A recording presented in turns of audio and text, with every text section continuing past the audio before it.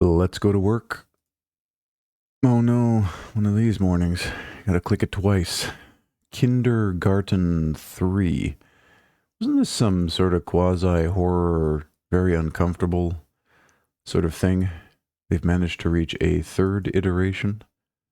I haven't played the first two, so that saves me from being too interested in this. That is a heck of a lunch lady. She is extremely well endowed. What is the janitor bleeding? Yeah, it's like brutally weird kids kind of thing. Kindergarten 3 that's child garden for those of you out there who don't speak German. Isn't it weird that we adopted a German word for our child creches? Long-awaited threequel to the Kindergarten series. Explore a new school with old and new friends and new ways to get ruthlessly murdered. Came out on the 18th of June 2025 from Con Man Games, Sean Young, published by Smash Games.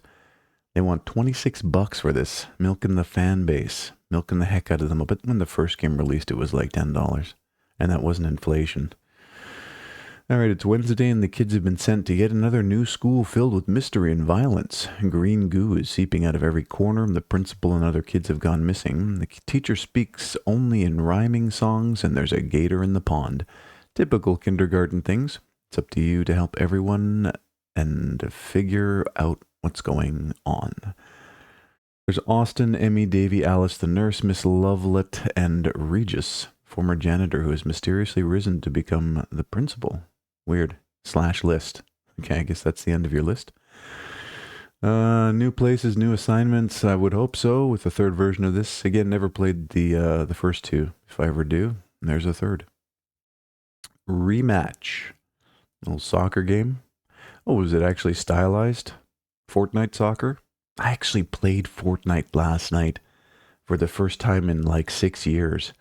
And it was some weird Lego adventure mode where you go into a party of 3 and do 3 tasks, get a bunch of rewards and come out.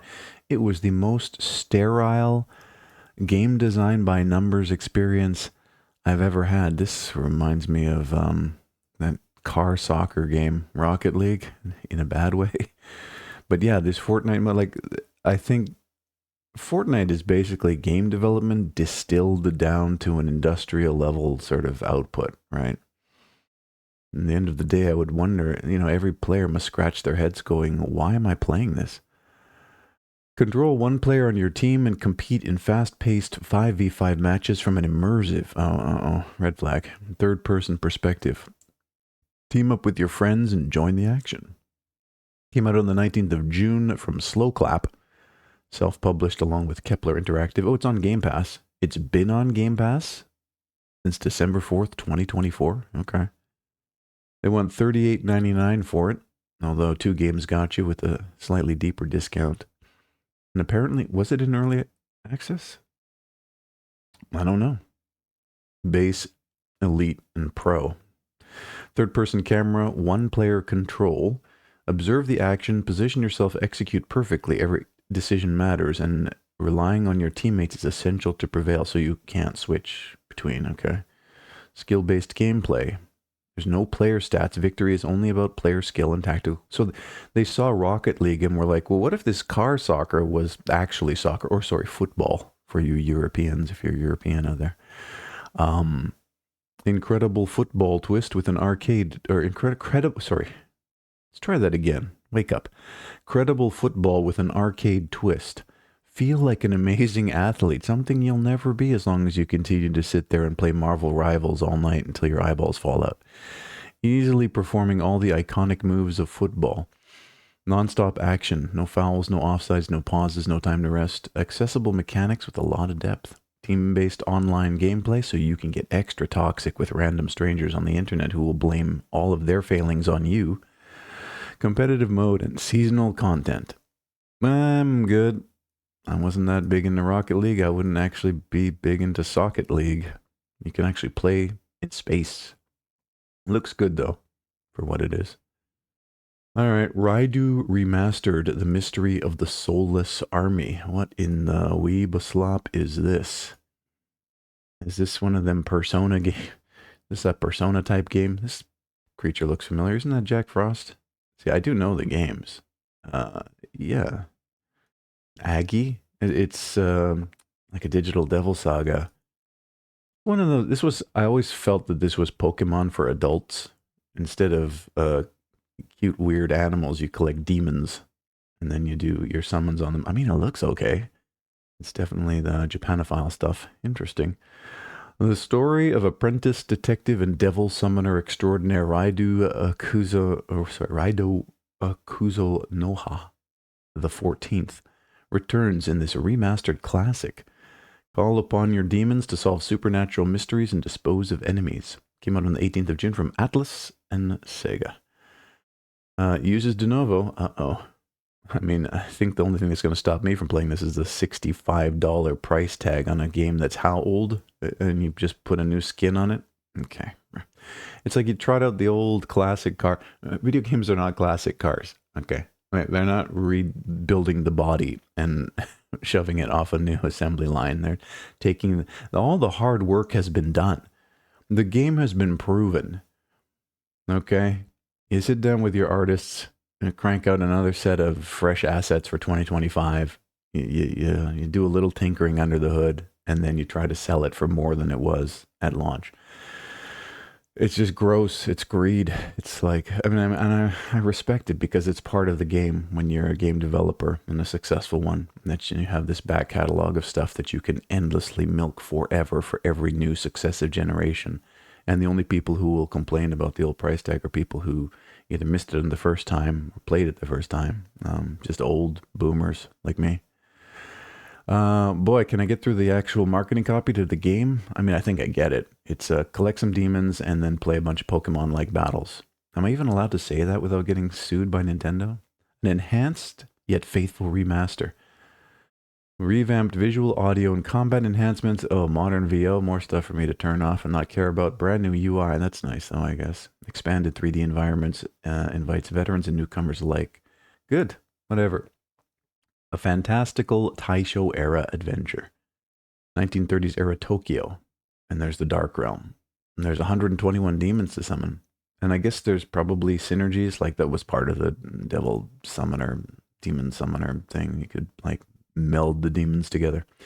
All right, whatever. Thrive. Heavy lies the crown.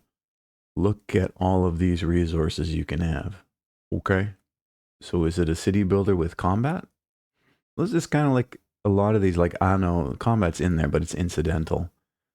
They don't really have real-time strategy elements. This looks like it does, or something. I opened this and I was immediately like, is this hand-drawn art or AI? It's getting hard to tell. Nice amor. Nice amor. Nice a less. Okay, farmer house. All right. It's a city builder with combat. Thrive, Heavy Lies the Crown is a complex city builder where the fate of your kingdom hinges on your every decision. Explore this medieval land alone or with your friends. Make tough moral choices and conquer your foes in real-time strategy combat. Will you struggle to survive or find the strength to thrive? Hey, that's actually decent. We need more mottos and jingles in video games. They've fallen out of fashion. Came out on the 18th of June from Zugalu Entertainment, published by Playside. They only want $12.59 for this, with a 65% launch discount. See, these are the kind of rewards you need to give to people who dedicatedly follow you and care about you, regardless of the content itself. Pricing is everything. I mean, you get it, right? You build a city, and then people will decide to attack you. You can be either benevolent or tyrannical, explore an unknown land, and conquer those foes. Survive and thrive. Join the community. I'm good. I don't want to join any. Well, as in some random, every once in a while, I'll go on Twitch and I'll organize by lowest to highest viewers and just go into someone's 0 viewer stream to see what kind of mental illness they have. And they had one viewer, and I stepped in there and I was saying some trash talk or whatever. And then the other person was like, hey, welcome to the community. Like, bro, I'm not here for any of that. Oh, it's so sad. It's just depressing. Anyways, Alliance Peace Fight. Yes, I purposefully depress myself in the evening to decompress. You're not supposed to. You're supposed to decompress from work, not depress. Okay. Space Flight. Why play No Man's Sky when you can play this? I mean, it looks okay, I guess. The screenshots don't really tell me much. Alliance Peacefighter. A linear, story-driven space sim in the style of 90s classics like X-Wing and Wing Commander. Don't you understand? The only follow-up to a 90s classic like X-Wing and Wing Commander is a multi-$100 million video game that will never be released. I'm looking Robert Space Industries. As a newly qualified Alliance pilot, you find yourself caught up in a plot to break the fragile peace between two galactic superpowers. Came out on the 18th of June from Urban Logic Games, self-published. There's a VR mode if you've got one of those helmets, if it's not sticky with filth from all the pornography you've been watching. $30. Built for VR and traditional monitors, HOTAS joysticks, gamepads, VR motion, full Steam Deck capability. Just hits all the targets, doesn't it? Clear diegetic UI provides critical information at a glance. Wow. Alliance Peacefighter is a tribute to the golden age of space sims and a love letter to the people who grew up with them. We're still kind of in that. We're still trying to reach that golden age, aren't we? Like, if someone's telling me about the golden age of space sims, I think Freelancer, and this doesn't really give me those vibes, or oh god, the heck was the name of that game? Descent: The Great War. Yeah, they actually took the Descent engine, which was a tunnel-based 360 degrees shooter, and made an incredible space game out of that. And then modern, as you've got X4, which is great, Elite Dangerous, also great, and of course Robert Space Industries, the game that shall not be named until it's complete project. This is probably fine. What was the price again? $30 with a VR mode. I mean, okay. I'm still trying to get a game of No Man's Sky off the ground, so if I ever do, maybe. Architect Life House Design Simulator. Okay. Well, that's actually kind of neat. You're on an architect's desk, and then you make a little Sims-like house out of stuff you got, and then you can place it in situ and see how it would be in real life. Be kind of cool if I ever get enough money to design my own house. I'd love to do it. I actually had a dream recently of a house that had a long curved concrete wall with floor to ceiling windows in it. And I was thinking about the logistics of that and just how, I mean, the reason most houses are square is because it's easy on the materials. But when you do curved surfaces like this, and then you want to put in curved windows, that's all custom stuff. But it would be a nice effect, especially if you had a great view. That looks dangerous, but I guess it's architecturally sound. Interesting. Create dream homes from 3D plan modeling through to on-site decision making. You must bring each project to life while giving free rein to your creativity to take your architectural firm to the pinnacle of the profession. Came out on the 19th of June from Shine Research and Nakon. Do people love or hate Nakon? I can never tell. They're Chinese developers, right? Or the Korean? I'm not sure. $49 is the asking price with a 10% launch discount. There's a bunch of packs at launch. There's a supporter edition with more crap in it. I get it. Plan your home. It's a creative simulation. How does it evaluate what you've done? Do you have to use architectural principles or the house falls down? First-person view visits, precise and intuitive tools, progressively build up your skills to unlock different types of architecture. A relaxing free mode. Architecture adapted for video game simulation. Of course, some aspects of the architect's profession have been simplified, otherwise it would be impossible to play without understanding many years of study beforehand. But wouldn't that be valuable to gamers who are trying to get away from the identity of gaming and rejoin the workforce and get out of the house and stop being dirty slobs? I mean, that would be wonderful. The game is intended to be accessible to the general public, and we hope that all players, whether they are simulation, design, or architecture fans, will really enjoy taking on the challenges of architect life and expressing their creativity.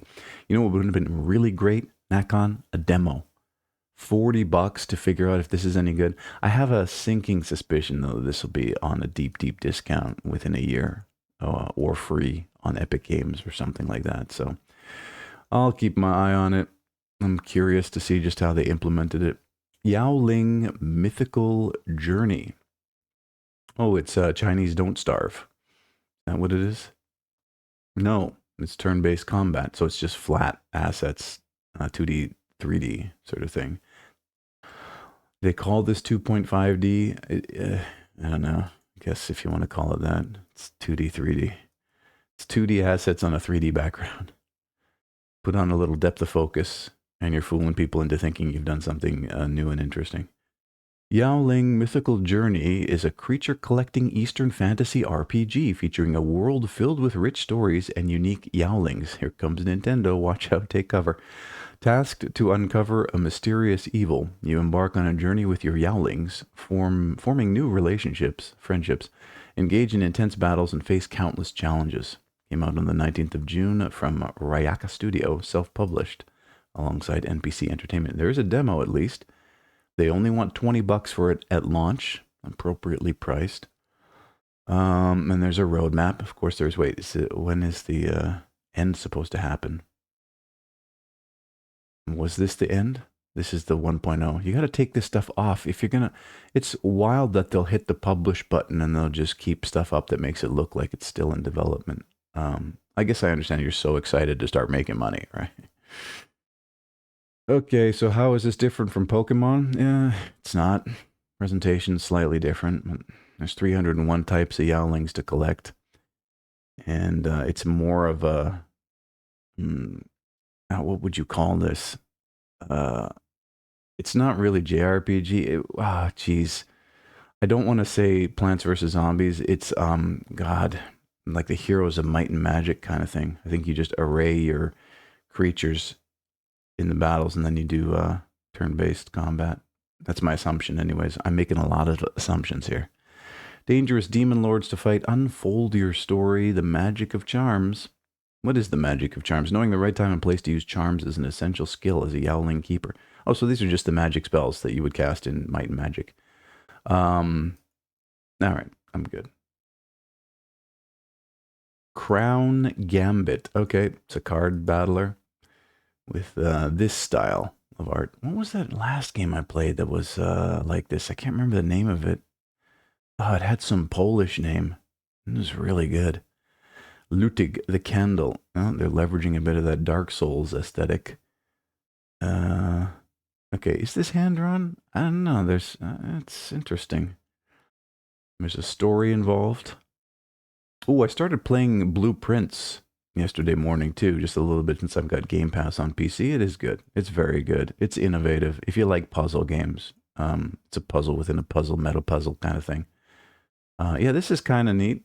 I dig the art style, and I like the whole Dark Souls sort of lore-like aesthetic they're going for. Crown Gambit. Play as 3 intrepid paladins through a terrible war of succession to save a sinister medieval kingdom from political turmoil. Pick a side amongst noble families to choose the future monarch and crush those who stand in your way through board-shattering tactical card combat. Came out on the 18th of June from Wild Wits and Playdigious Originals. There is a demo. All right. I'll take a look. I mean, I'm not that insane for card battlers these days, but I'm intrigued by the aesthetic and the presentation. They want $21.14 with a 10% launch discount. A narrative tactical game where you go through a capital plagued by chaos and political unrest. What will you sacrifice to save the kingdom? Carve your own path through chaos. Feel the impact of epic board-shattering combats. Power is a double-edged sword.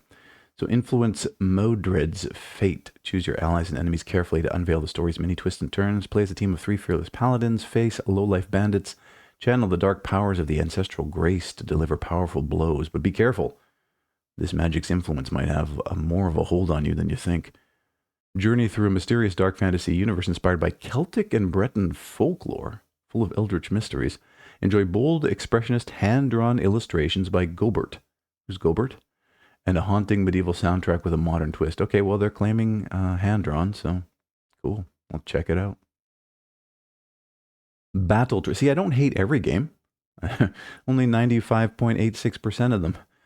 Battle Train. Okay. Head-to-head card battler train builder thing. It's for the real hardcore autists out there. I get it. That's cool. I mean, there's a market for everything. Boys who want to be girls, girls who want to be boys, autists. We've got it all for you. Come on in to Gabon's wonderful carnival of delights. Battle Train is a run-based roguelite deck and track builder set in the world's most explosive game show. Choose your cards, upgrade your train, lay down tracks, and use destructive locomotives to blast your rival champions off the rails in a chaotic mashup of deck building and tactical rail combat.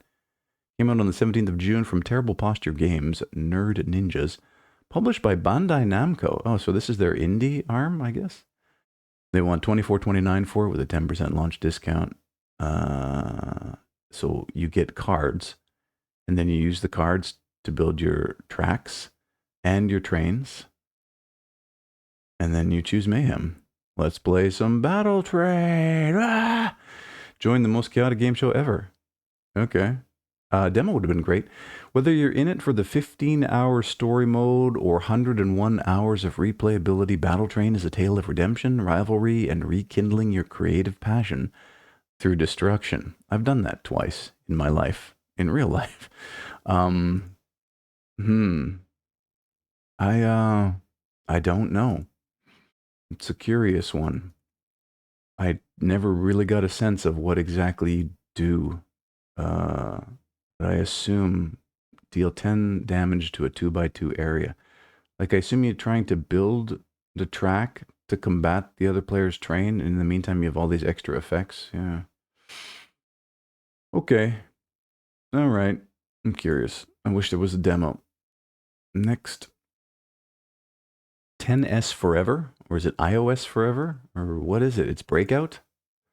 It's kind of Breakout.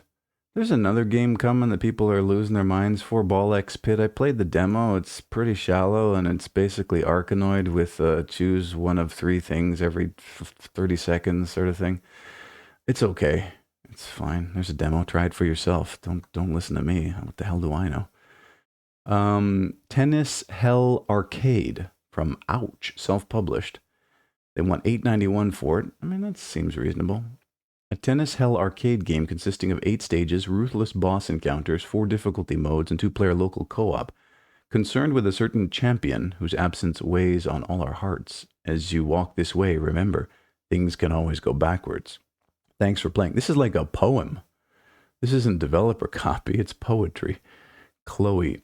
Know before you buy. Arcade-length game design for replay. Keyboard plus X input controllers only for now. Local 2-player requires 1 controller, supports 2. Personally tested on Steam Deck, and it works. No sticker yet. Play the tutorial. Please, I worked hard on it. Well, give us a demo. It gets a bit dark, not suitable for baby, I think. Oh no, so 95% of gamers can't play it. Game's hard, and I'm not kidding. Yeah, because it's not balanced. Like, I did this when I was making video games way back in the day. It's now 16 years gone by. I produced a lot of little games like this, not to the same graphical fidelity, but certainly I was trying to explore design ideas to their logical conclusion. And I lacked the skills to truly balance my games, and I was in such a hurry to just make a game and put it out there and get on to the next one so that I could develop my skills, that I just claimed that I made them hard to begin with. And I didn't. I just didn't take the time to balance them properly. That's what it comes down to. I mean, okay, best of luck, Ouch. Look great. Congratulations on putting a game on Steam that actually looks like a game. Awita Journey of Hope.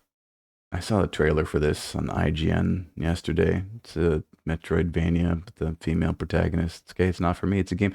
They are certainly making a lot of games for girls these days. The pendulum has swung so far back the other way that they're not doing equity anymore. It's sexism again and exclusion. I don't want to play as a female warrior. I don't. Why did you not give us an option? Is it some handcrafted story that just really hinges on it being a woman? And now I know how, I guess, girl gamers felt for 95% of gaming history.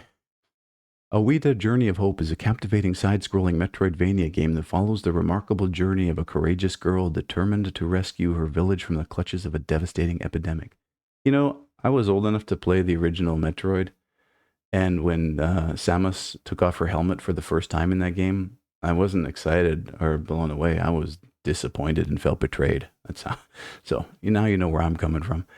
Anyways, 18th of June from ant_game_projects. They want $13.16 for this with a 15% launch discount. You get it. It's Metroidvania. You're a girl with a sword, and it's got pixel art. And I don't care about your story. All right. Last game, let's go. Progress Racer RPG. Progress Racer. Look at this user interface. This is horrific. How did you think this was good? Have you never looked at any other video games? What are we doing?